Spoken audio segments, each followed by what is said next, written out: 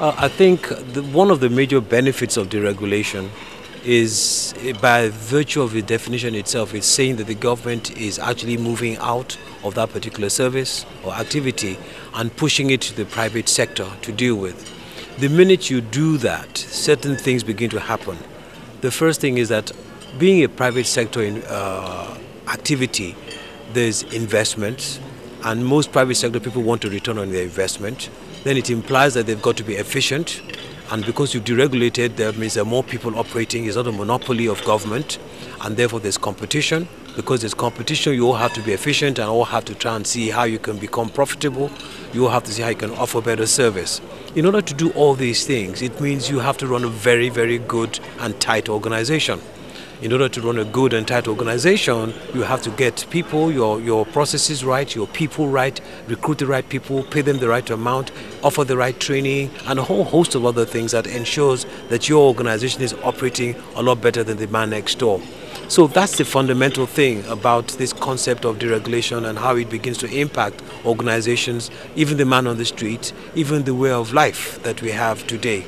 You take a good example, we deregulated the telecom sector. A lot of people have developed the skills and the capability to operate in that way.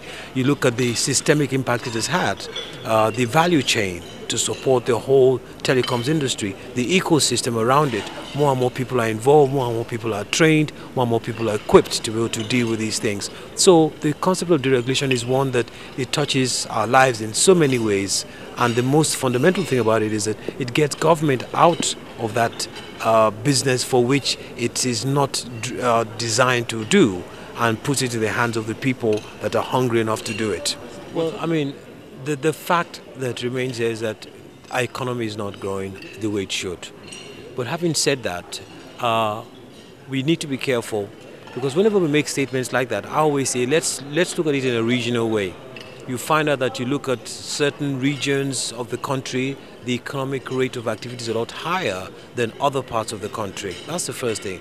Unemployment is a lot lower in some parts of the economy compared to others. So there's this general disparity that exists. But having said that, when you look at it in totality, there's no doubt about it that the economy is not moving the way it should, because the true measure for me of a good economy is the number of people that are employed, the number of jobs that you have, the number of families that you can feed, the number of people that are doing things, waking up every morning and doing something. So I believe that that is a true measure. And when we look at Nigeria in that context, there are many, many people that are not in that category. The more so people that are young, people that have the energy to work, a huge band of the workable workforce, if I want to put it that way, that's not employed. Now, how can we resolve this problem? We say that we've got to grow the economy. The thing is, you've got to get involved in those things that involve people. That takes me back to Nigeria and where we used to be several years ago. We were basically an agricultural country.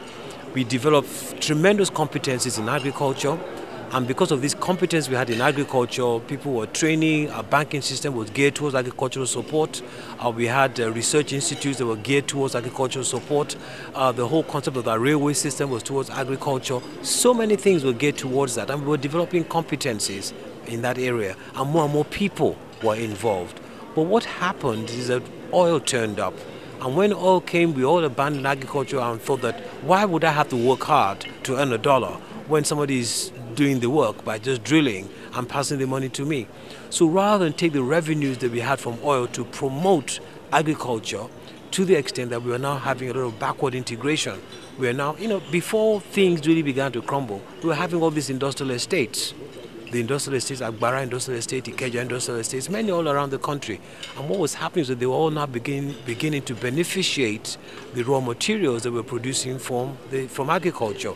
And that process should have carried on, but unfortunately it was truncated.